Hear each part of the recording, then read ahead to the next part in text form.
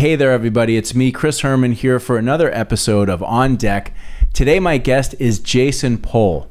Jason is, so far, without a doubt, the smartest person I know in the NFT crypto space. We spent a lot of time talking about some of the real specifics of the cryptocurrency world, what his involvement is in terms of NFT investing. It's really fascinating and it's mind-boggling, and it's very clear, and you'll see too that Jason has already invested a significant amount of time getting up to speed on the topic. So if you are interested in cryptocurrencies, NFTs, and just art and creative expression, let's call it, in the Web 3.0 world, you're really going to enjoy this episode. So without further ado, I bring you Mr. Jason Pohl.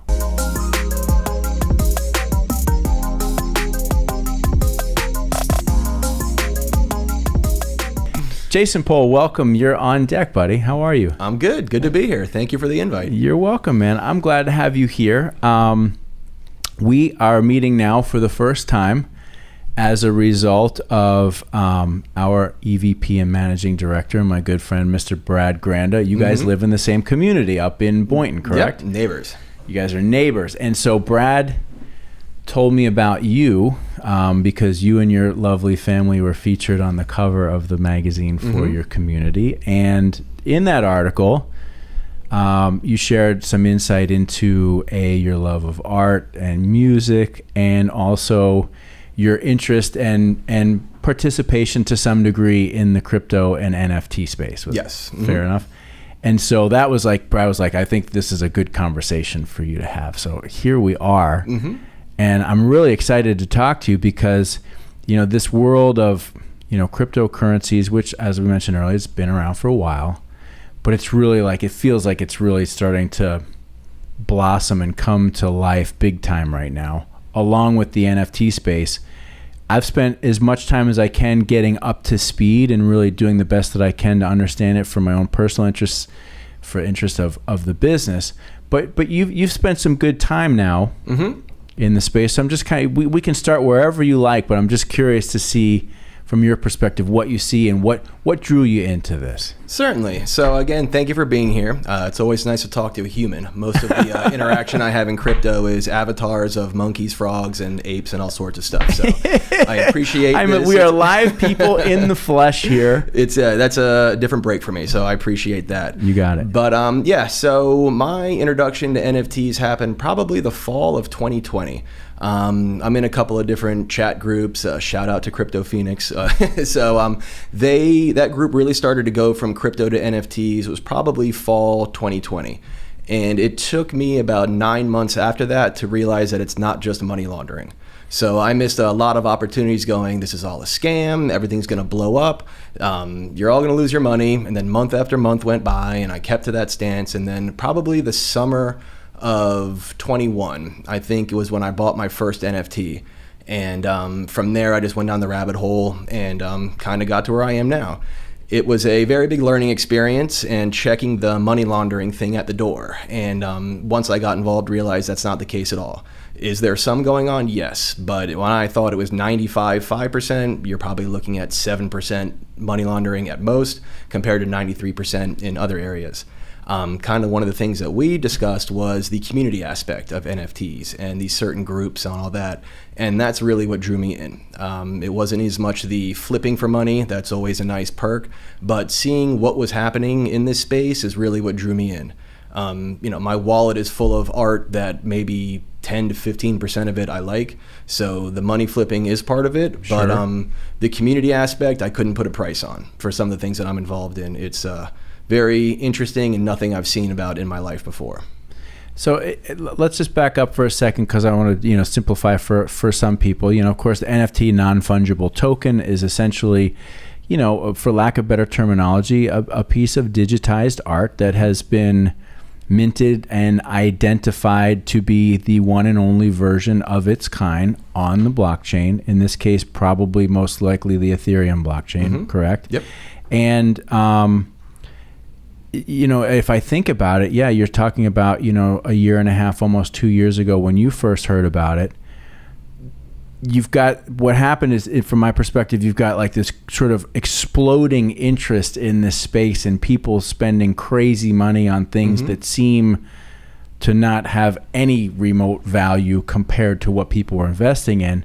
What was it for you at the beginning when you're like, what was the money laundering fear there, right? Did it have the reputation right out of the gate as a place where people were doing that? So I wouldn't as much say it was a fear of anything I've seen. Just being in crypto for about 4.5 years, you see a lot of fads come and go. Right. And it just seemed like, even art in general, regular art, I guess physical art, has a connotation of money laundering as well. So if you really dig into a lot of the studios and the upper echelon of art, people are just transferring it from 10 million to 15 million. It's just a piece of art. Who put the value on that? So who's to say that in regular art there's not a huge influx of money laundering? So I kind of took that thought and ethos into NFTs, going, well, this is a real scam. I mean, we're talking about JPEGs here. I was a part of the right-click save as movement, going, you're all wasting your money. What's the difference between me right-clicking this JPEG and saying, well, now it's mine? Now I know that, that's a great story. You can do that. You can have that and save it, but there's no value behind it. A lot of the NFTs, and what really has kept me going on it, is the utility that comes with them. So whether it be just a community that you're involved in that you get access to because you own an NFT, some NFTs will be yield bearing, that you have this NFT and then you get a percentage of what this company's doing with it. So once I started seeing the utility aspect of it, and then again the community, I was like, well, maybe I'm wrong on that. And being one of the few Americans that has the ability to change their mind, I was able to go forward and do that. So it is a rare trait these days, without a doubt. So luckily, it was a very good decision to change my mind on that, and I've been opened up to a whole new realm of people, groups, activities, and the new way of looking at things, the way that Web3 is coming. So that's been a lot of fun that way, and very eye-opening experience. I'm trying to distill down a number of different questions. What is leading to your decision in terms of what it is that you buy, right? You said about 15% of your portfolio in NFTs is stuff that you actually like. Yeah. The rest of it is just, for lack of better terminology, an investment, right? That you're making, that you do hope to trade and or profit from down the road. Yes. So how does one look at this space and make good decisions about what seems to be an endless array of potentially bad ideas? It's not easy, and I'm still trying to learn. So if you have any recommendations, I'm open. But it comes down to people that you eventually learn to trust. And there are people that this is their full-time gig, 18 hours a day, and their education on this is leaps and bounds anything that I can comprehend or dedicate time-wise. So a lot of what I do is I know areas that I can go to where I trust the people there and either talk to or converse with. And a lot of it comes down to you have to get on a white list, so you're getting it before somebody else has access to it, the general public, or you get in early, and that's kind of it. You're hoping for the best. And it's not easy, and I don't fully recommend it for anyone to just get started. There's a lot of pitfalls. There's a lot of ways to get scammed and lose your NFT, get your wallet cleared out. Even people that know what they're doing have a very hard time with that. And so it's hard. There's no really easy way around it, or there's no magic trick to say, go here, you'll get your good information. There are some professionals that will say, find a project you like, learn what makes it tick, learn the traits, and then sit and watch it for a couple months to find the good deals out there. Now, you could find a good deal, but then the project blew up a month later. So it's a fine line now more than ever. I mean, every day there's a new scam coming out. There's something coming out just to take your money.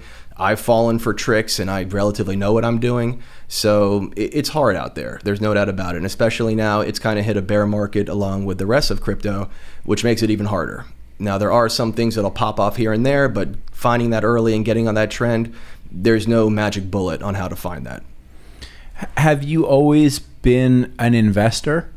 In crypto, yes. Or even just like in regular stocks and bonds and stuff like that. Did that precede this, or what got you into this mindset? So I got into crypto December 2017. Okay. And I'd done investing before, trying to catch trends on pot stocks and stupid stuff like that.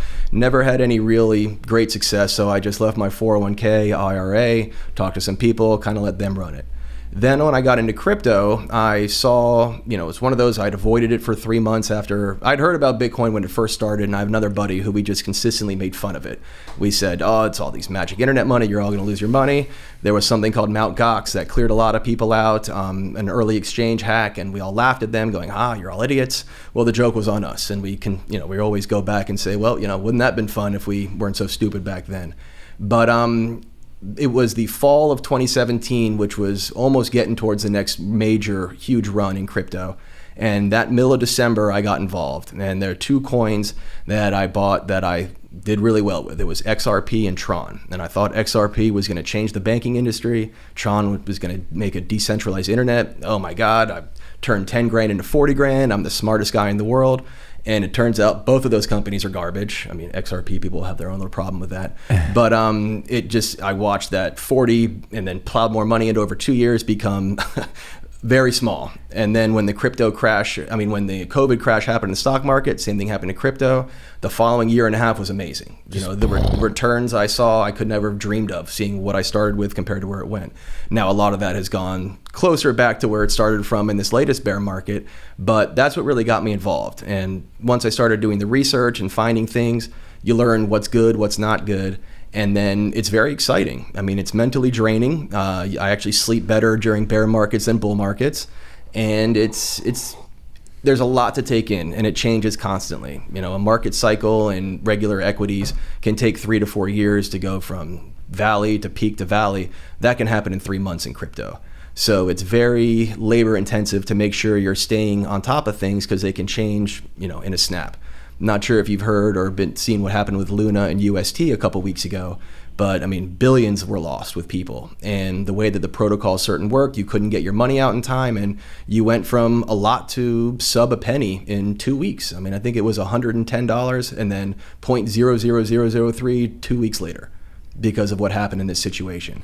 Yeah, I heard about that lightly, that there was and I didn't remember it as Luna, but there was one of the hot up and coming companies that everybody was in that just crashed. Yeah, it was Luna and UST, Terra Luna, and then with their Luna. Okay, yeah. Their token is Luna, and then they had an algorithmic stablecoin called UST, which in theory the algorithmic coins can work. There's 2 major mechanisms, but when put together, it has the tendency to get exploited and explode, which is what happened.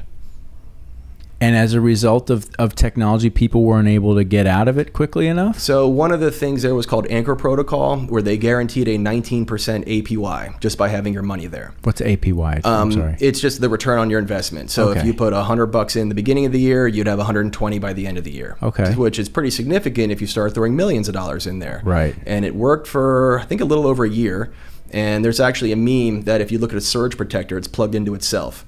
So you look at that and you're like, all right, it's powering itself, and people say 20% APY, my bank's giving me 0.5%. This sounds great. And it worked for a while. And then part of the protocol sounds Ponzi-ish. Yeah, yes, you would say. Well, that was actually one of the reasons I didn't get involved. I've been in plenty of Ponzi's, but I saw that and said, all it takes is 1 or 2 things to happen, and this all goes up in smoke. And that happened in 48 hours. It all went up in smoke. I think it was I can't remember the exact numbers, but I think they were the number 3 and 5 total market cap, top 10 total market cap coins between the 2 of them. And now that just disappears, vanished in 48 hours. So if you couldn't get your money out, which took 2 weeks once you requested it, nobody could, because it all blew up in 2 days. So they're all left held in the bag. And I can't tell you the stories that I've seen. Suicides, hundreds of $millions lost, families ruined, mortgages taken out that can't get paid just because your average person says 20%. What can go wrong? This is great. Everybody's doing it. Well, there's a reason, and now here we are.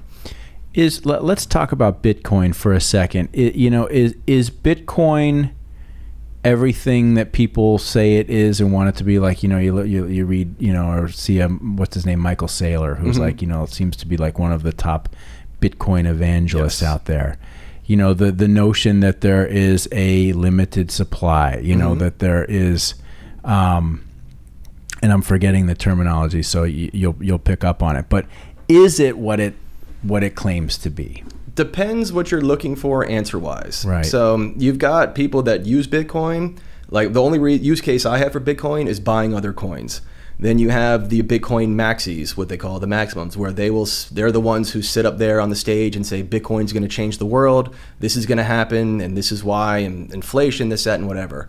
I've kind of seen the Bitcoin value proposition kind of blow up recently in regards to inflation's here. Bitcoin is half the price it was, 4 months ago. And all the things, a store of value, all that, the Bored Apes are a better store of value than Bitcoin has been. The Bored Apes has already seen 2 crashes in Bitcoin and just has gone up in value. And that's an NFT series. Bitcoin itself is, we see where it's at now compared to what it was a year ago. Yeah, I mean, it's 26, 27, and it's 28, 29 right now. Yeah. But it was like, during the summer it was 60-ish, and I've just watched it come down. Yep. And then it's been sort of like that 25 to 30, 25 to 30. November was a nice pop back up to 60, and then it's been crashing ever since. Right. Yeah. So it's a wild ride, but I see where the Bitcoin maxis are coming from. I just don't happen to be one of them. At the end of the day, I trade for dollars. I don't trade to stack more Bitcoin.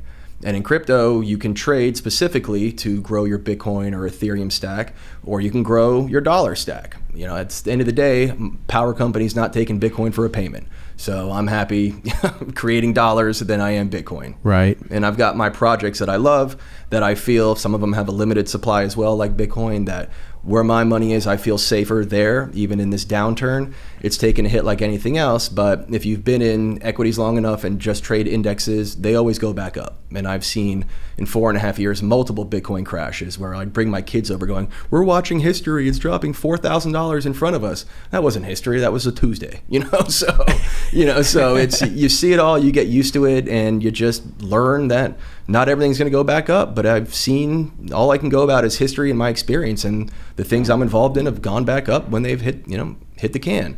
But at the same time, there are things I've bought for 35 cents that hit $58, and there are times that I've spent $58 and it went down to 3 cents. So you take the good with the bad and just hope to be on the positive side of most of your experiences.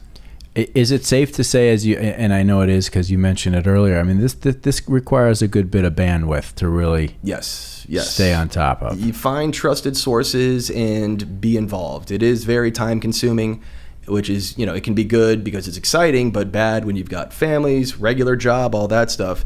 It is a balance that sometimes is not easy to do at time. I'm sure my wife and kids would say, yeah, I mean, if we never heard of Bitcoin again, that'd be great. But at the same time, there will be things later on in life we can do because the crypto time I've taken now and investments and all that. Mm-hmm. And it's even taken on another form. For instance, my wife is now certified in crypto real estate transactions. So it's kind of bled over to that.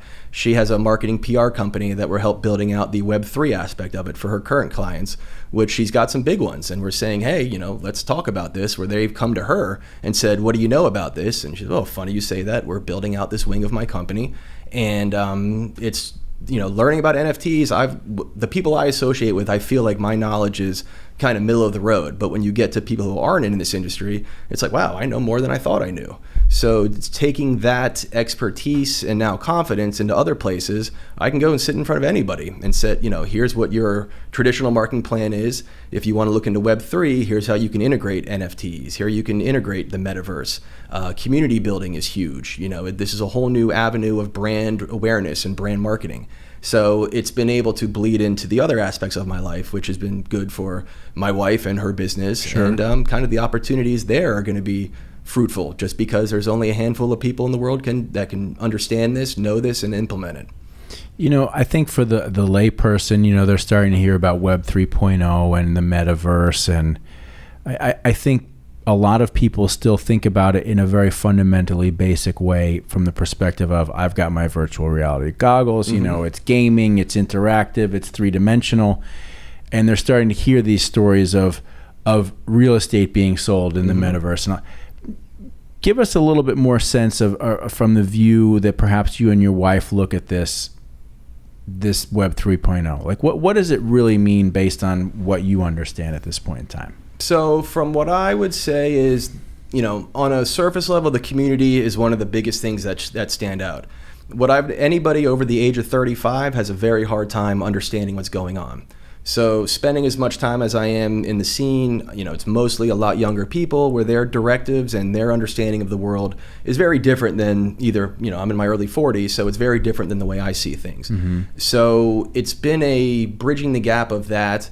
But the Web3 excitement, I'd say it's the community, but then when you start looking at the metaverse and things like that, the opportunity there is immense. And one of the things that, even looking at real estate now, it's hard to be a real estate agent and get the listing. There's only so few. You can have 20 people who want to buy a house, but if a cash buyer comes in, they're not getting it. There's so many things that make it harder to deal in the regular world real estate. When you start looking into virtual real estate, it's almost limitless, where the best time is probably, I don't know if it's come or gone, but I remember in 2018, I was talking to my dad about Decentraland, and I said, look, you can buy these plots of land. I don't know what they mean, but it's a couple $100. Those same plots last year were $100,000. So the speculation really started to ramp up in 2018, 2019 of buying things, just virtual property in Decentraland, Sandbox, and there's new things popping up all the time. And it's that real estate, I kind of equated to my, not my grandparents, but grandparents of kids I went to school with that bought some swampland in some area that was pennies at the time, and then later in life developed into a mall and is worth $300 million. So it's kind of the same thing. If you got in early, in the 50s, then you spent very little on this land, and then when you're selling it now, it's astronomical. Right. So people are trying to chase that same aspect, and that aspect is still there. I think what people don't understand, and I'm a little bit unclear. It's like, we're talking about real estate in the metaverse, mm-hmm. right? First off, from my perspective, the metaverse is unlimited, right? In terms of its digital physical geography.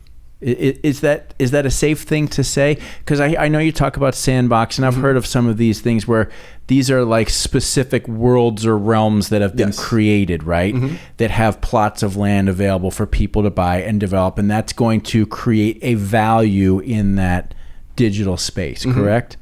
But is it all linked together, or are we talking all of these different, meta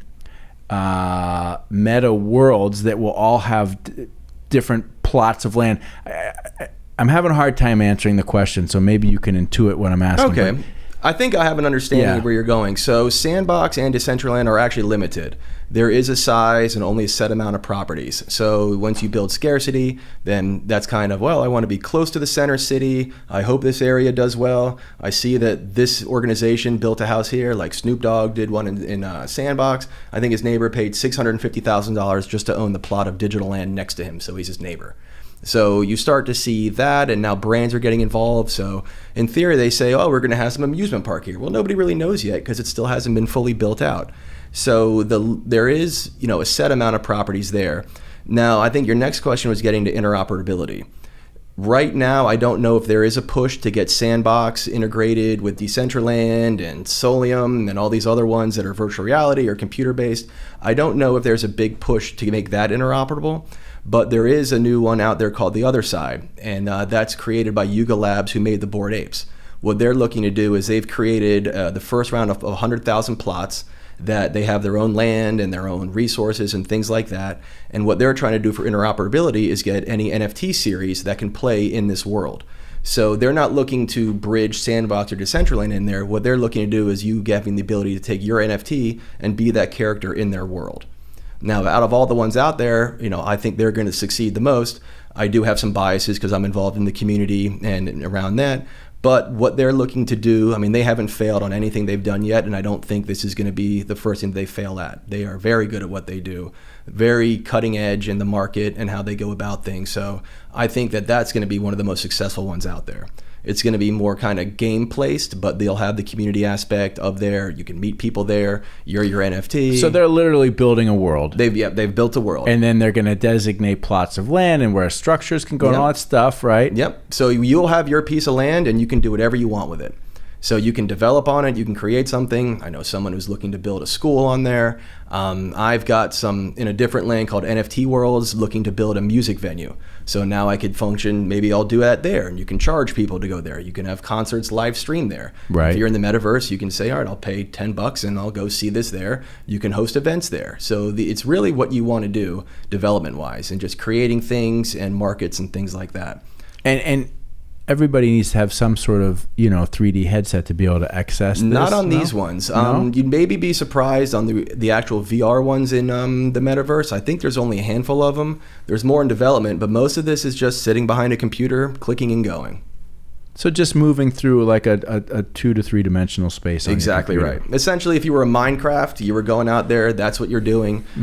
There's a NFT series called NFT Worlds, which I happen to like a lot, and that's all built on the Minecraft engine. So the hope is that the hundreds of millions of kids that are playing Minecraft can eventually migrate over to here, where you can create events and do stuff like that. You know, I could build out an entire music venue with a vacation resort or do anything here on this world, and then they have their own currency world where you charge people access to whatever event you do or access to be on there, and that's that. So it's just creating more ownership of things to, you know, additional streams of revenue for you. People to participate in. Yes. And even for companies, you know, I've talked to somebody through my wife's company about, hey, let's build this venue here that's an exact replica of your venue in the real world, and you can take people on site tours just on this world. And the amount of money it costs to build and do that is pennies compared to what you could be talking about flying somewhere there to do a site visit and along that. So there's a lot of, you know, I don't know about cost savings, but different ways of going about business in the metaverse that are far less than what you'd have to do now. Like one of the things my wife and I were listening to on a podcast, people were setting up pizza areas where you're in the metaverse, you order a pizza and it shows up at your door in real life. Like that's the type of stuff that they're building right now.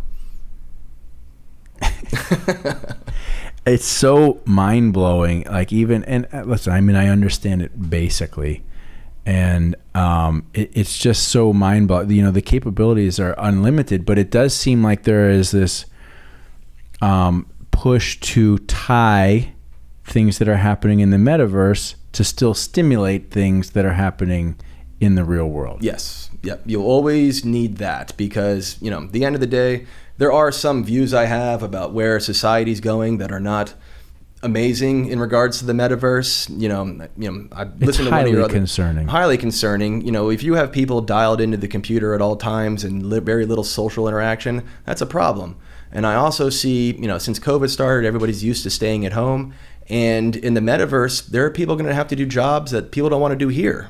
And I have a feeling, you know, this is the dark part of not a conspiracy, but I just think that there could be a time where you've got a lot of people here out of work in the world, not just America, and throw on some headsets, tell them you don't have to worry about this, don't have to worry about that, but now you're bussing tables in the metaverse. And I have a feeling that that's a direction that people are just going to be getting used to now that we're all home, on video conferencing, all that stuff. It opens up a weird avenue of, well, we just need a farm of people to do stuff in the metaverse that nobody else wants to do so everyone else can enjoy it. Well, I mean, I can go down that rabbit hole with you a long way as well, too. And that's why I find it, I think anybody would find it concerning, but I find it concerning as well, too, because you literally have the potential for a whole generation of humans, many of them, to be able to live a fundamentally better life in the metaverse than they're able to live in the real world. Yes. Right? It doesn't take a large physical footprint to house a human being to give them just what they need to be able to spend the majority of their time in the metaverse. You know, the limitations on physical and human interactivity. What it does, I mean, it does leave in that sort of matrixy, sort of Orwellian way where you go, you know, it's concerning, right? It's certainly concerning, and so I sort of have a fascination with it because I want to know and learn as much as I can about it and see how our company can participate in a way more from the arts and production. And, you know, I'm not going to be building out, you know, metaverse. Well, let me not say what I'm going to do. Be careful what you say. Yeah, exactly. Right. Every time it's like every time I say this is the last guitar I'm going to buy. Yep. It's like, no, that's not true, Chris. Yep. Stop saying it. But you never know. But I mean, it is concerning where the potential is, particularly as we see like a sort of a shift in towards of further globalization, and right there's a lot going on that all this stuff could kind of snap together in a peculiar way. Yeah, I mean, if you've seen the movie Ready Player One, that entire I have not yet, and that entire movie is getting built right now. In regards to, you won't have to leave your house to have a good life, like you just said. You can be whoever you want, and it's concerning just because there's a lot of people, billions of people in this world. A lot of them are going to need something to do, and there's just not the opportunity to do it here. So you throw in a VR headset, say, do this. You don't have to worry about these bills, you're just going to be here. And I just can almost see, kind of like the Matrix, just a farm of people doing this stuff. I mean, you're already seeing that with some of the play to earn games. There was a game, Axie Infinity, that there were areas in the Philippines that their entire town was just having kids on computers earning their currency by playing. Now, what was great was that it helped fund the town. I mean, the town brought in a lot of money.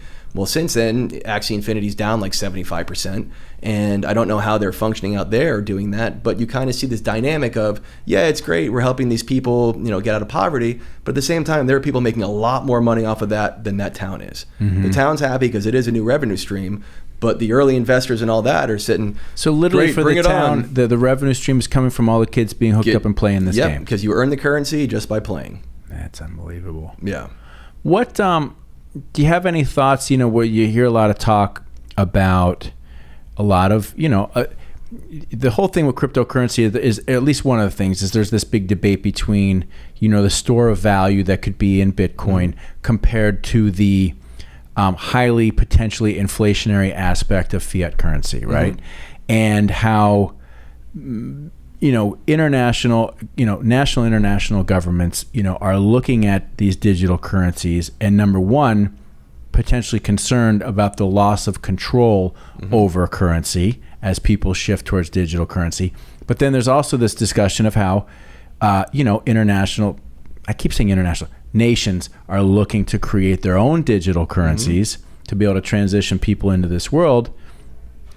What's your take on that? Because, I tend to hear a lot of the stuff that I find concerning, which is you've got nations looking to build digital currencies that they also have the ability to code in restrictions in terms of what people can spend their money on. Yeah, I think China is a good example of that right now, where they've launched something called the BSN network, which is a huge blockchain kind of as a service for there. But yeah, once you create central bank digital currencies, anybody who uses it, they have every view of what you spent it on, who it got transacted to, what they spent it on, who that was then given to. That's all there. And it is scary that way, because if government doesn't like you doing something, bam, we just took all your money and there's nothing you can do about it. Now, with that said, one of my favorite companies that I'm invested in is called Quant Network. And right now they're trying to be the rails of this entire new digital cash, what's coming out there. So I figure if you can't beat them, join them. So that's one of my largest investments there, is that creating the rails of the new financial world. So they're partnering with banks all across the world, Bank of England. They were the company that co-authored the MIT paper that the Fed went off of for central bank digital currencies.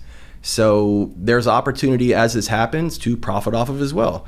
That I'm not saying what they're doing is the most amazing thing, and it might not lead to the freedom that we all know and love. But like I said, if you can't beat them, join them. Might as well profit on the way up. And so when you say the rails, they're literally laying in the architecture for these currencies to interact and transact. Yes. Immediately. Worldwide. So with about 4 lines of code, they can take your existing infrastructure database and get it onto the blockchain. And then you're interoperable through any blockchain. Another company I like a lot is Constellation Network. So you hear a lot about layer 1s and layer 2s, like Bitcoin, Ethereum are layer 1, Polygon and Avalanche are layer 2. Well, they're the only layer 0 protocol out there. So they kind of lay under everything. So they're interoperable with everybody, which is the direction you need to be in. And it just so happens Quant Network and Constellation are partners with each other.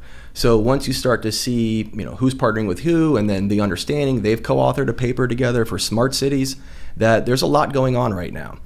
It's amazing. I would be willing to bet that the average human being on planet Earth has zero concept of how far along this stuff is, yes. How rapidly it's moving, and how fundamentally it can and will change life forever. Yes. Their goal is that it change without you realizing it. You'll be on some app, you had no idea it's on the blockchain, you have no idea what's happening with information and all that. That's the goal, is every company's goal, is to make you be on the blockchain without realizing you're on the blockchain. Because right now, a lot of stuff is kind of a pain in the ass. Even just to make a trade on a decentralized exchange, you got to plug certain things in, access your wallet, make sure you didn't click a phishing link to get there. There's a lot of stuff that goes into it now that the average person, without putting their time and effort into it, it's not going to work. So a lot of those rails are trying to get built right now for ease of use to interact with the blockchain without knowing that you're actually on it. Right. because it is a little daunting, you know. I mean, even just getting into the world, and I've only researched, I haven't started yet, but like, you know, I mean, it's like, okay, you want to invest in Bitcoin, or you want to invest, you know, you want to Ethereum, whatever. You know, you got to have a wallet. Do you have a hot wallet? Do you have a cold wallet? How do these things work? You know, are they safe? Are they secure? I mean, we're all so used to our online banking that it's just like second nature. But entering into this world of investing in crypto and or NFTs, it's like there's a whole new realm of things that you have to understand. And even just the simplicity of, okay, you set up your wallet and you damn well better remember your password, because if you lose it, you're toast, You're right? toast, yes. There is no there's no customer service or reset password. That does not exist. Right. It's crazy, and it can be a little bit daunting. And so, you know, for the average person, I can see how at some point in time it would be very easy for governments to initiate their own digital currencies and transition people into it, just like that. Just like you that. know, I mean, I've often wondered. It's like, okay, you know, as countries roll this stuff out, do they incentivize? Do they say, well, let's say you got $20,000 in your account now. You know, we're going to give you $25,000 of whatever, right, as an incentive to move them in and away from fiat currency and get you into this system. And before I know it, everybody's in this sort of digital currency world, where then you go, okay, well, now every move is tracked. Yes. You know? Yep. It's all on the blockchain for anyone to take a look at. Forever. Yes. Yeah. It's now, crazy. the plus side to that is that, you know, if you're generating data, there are companies out there that want to help you monetize your data. So one of the companies I mentioned earlier, Constellation Network, they've got companies in their ecosystem that are working on digital advertising. So they can show exactly, apparently that industry is ravaged with scams and just not great metrics. So when you get things on the blockchain and the speed of the Constellation Network, you're able to do things in live time that, you know, it's just instant payments, instant metrics, things like that. So there's another company building on there for medical data. You'll own your medical data and you get to choose who you can sell it to. So now you're looking into individual revenues of saying, okay, right now all the apps I use are profiting off of my stuff. Let me take that back, and then I can choose where it's going. Interesting. Yeah, so Really? that is what I'm hoping is the next revolution, is more, I guess, sovereignty of your own stuff. So when you take your personal data, you have control of it, and you can sell it to Nike, or you can sell it to United Healthcare, or you can sell it to Target, instead of just the apps you're on doing it and making profit for you. I'm sure you've heard that if you're not paying for an app, you're the person that they're exploiting. Yeah, exactly. Selling you to the advertisers. Right. So it's the same boat there. So now if the person takes that power back, then now you're looking beyond the next stage of, okay, it's a different realm for advertising now, and it's a different realm for monetizing your own data that doesn't exist right now. So that's exciting stuff. It's almost like you could sort of NFT your own personal data, Yes. and then determine who you transact with to right. share it with. Yep. And for what price. Yep, and you pick and choose all that, and even if it's $1, it's $1 you weren't getting the day before, just for, you know, pushing a button saying, yes, you can have my vital signs from my visit here, or you can have my biometrics here. At least now you're making money off of it. Dude, it's so crazy. There's a lot out there. It's so crazy. You know, yeah, I don't want to go too. There's so many places to go with this, but I'm going to try and keep it kind of a little bit more down the center of the road here. What is let's talk about the sense of community, because I've asked you, and a couple times you've indicated that this is sort of like the unknown and unforeseen big benefit of being part of this. Yes. What's the community like? So it's when you get a lot of like-minded individuals together, a lot of stuff can come from that. So one of the examples I've used a couple times with the Bored Apes. So in October, there was a dinner that through Twitter, a group was started, and a bunch of apes in South Florida kind of formed together and said, you know, let's all go out to dinner one day. So there was about 15 people there, and I went with a friend of mine. But outside of that, nobody knew anybody else. But as soon as you sat down, it was like everybody knew each other for 20 years. And a lot of that was just based on either owning the ape or just being in with NFTs in general. And that's when I kind of learned, like, wow, I thought I knew stuff, but I'm sitting around people that, you know, you've got to buy a piece of armor, you got to buy this hat, and by owning these two things, you get this box, and this box can be worth this when it's open. I mean, things that I was like, I have conversations and tell people this, and I'm like, God, I feel like I died inside that I know how this works, where some of it just sounds so ridiculous, but you're in these groups of these people that understand it, and there's a means to an end. So you sit down, you instantly feel like you know everybody, and just the knowledge base and just the friendliness that's instant there. I've never been a part of anything like that before. And it's just, it brings you in and you're a part of it, what's going on. Being in the older generation, we really didn't have any of that. A lot of the younger generation is used to that, and they strive for that. Yeah, that's a sense of community, whether it's through gaming or social or whatever, exactly. Right? Yeah, I mean, I was never on Twitch. I played a video game with my friends. I never even imagined watching somebody playing a video game for hours on YouTube. But that started, a little while after I had come through. So what I see is like, this is a little out there. Younger generations and people who are building all of this, they're used to this. So I think it's been great being able to see that side of things, just on the community aspect. It's just bringing people, like-minded individuals together, based around either an NFT or a like or something like that. It's been interesting on that aspect. It's interesting, that sort of sense of like spiritual community almost that you're talking about, because you're talking about a very small number of people that for whatever reason were drawn to and felt the need and or desire or saw the opportunity in investing into this thing that most people would look at and say, this makes no sense, right? When you're talking about a square JPEG of something that doesn't really look that complex from an artistic perspective, but for whatever reason you were all drawn there, right? And then you meet each other in person. It's like, oh God, I feel like I've known you. I feel, you're on a very similar wavelength. You almost wonder if it's something like even more spiritual at work, that this was just the thing that could be, right? I mean, the fanhood that's generated in such a small period of time that everybody's all in. It's like they all feel the same thing. It's not like I have this experience, but I feel a little different. I mean, everybody. It's universal, the way it's happening, and just the love everyone has for each other, just the want to go out and talk to like-minded individuals that way. It's strong, and I haven't seen anything like that, leading up to this. And it's, crypto communities, they're very similar. If you have this coin, you have your own Discord channel, your own Telegram channel, where you get together that way. But when it came to NFTs, I was like, this is different. It is people that live and die and breathe this stuff. And then once you get involved there, you can kind of go down the rabbit hole as well. You can be as active or as inactive as you want, but the community is still there, and there's always enough people to keep it going. Mm-hmm. What do people, people who are just jumping into this, what are some of the biggest mistakes that they make right out of the gate? I would say going on YouTube and listening to someone say this is the next greatest thing. YouTube is a cesspool, and so is Twitter. So it takes a lot of time to sift through the BS to find out who you can trust. Influencers are, there's a reason they're getting paid by these companies to tell you to buy. They're usually selling as they're telling you to buy. And it's very hard in that aspect to find out the directions to go in or kind of where it's going. Gotcha.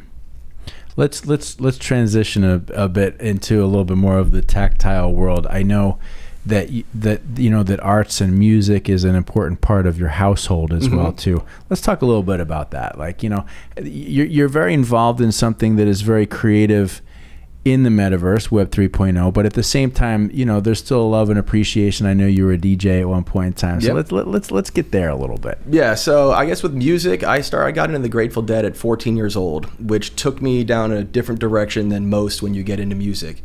And in regards to the community, that was really the first time I had seen, wow, there's a bunch of hippies. This is awesome. This is great. The music's great, all that stuff. So being involved in that area was really kind of the catalyst to go on. And then from music, I got to college and then was like, wow, this electronic music's kind of cool. Got turntables, did that in college, graduated, said I wanted to go back to music with words. Got there, and then just kind of branched on to different bands and genres, just seeing it that way. And then that's gone on. And then on the art aspect, a lot of the art that my wife and I are into are from artists that we've seen at festivals. For instance, we have a handful of Lebos at our house. I mean, he's an artist that we used to see at festivals and grew an affinity to. So on that aspect, we have a couple of those pieces up there, and we learn to appreciate that and see what's coming out. I'd say on the art side, I'm more involved probably on the NFT side. Sure. And it's, I can't say I'm there as a critic and saying, well, this is good, this is bad. Like I said, I could show you my wallet and 80% of it sucks. I bought it hoping to flip it, miss the boat, or there are some things like, well, I'll hold on to this, it should come back.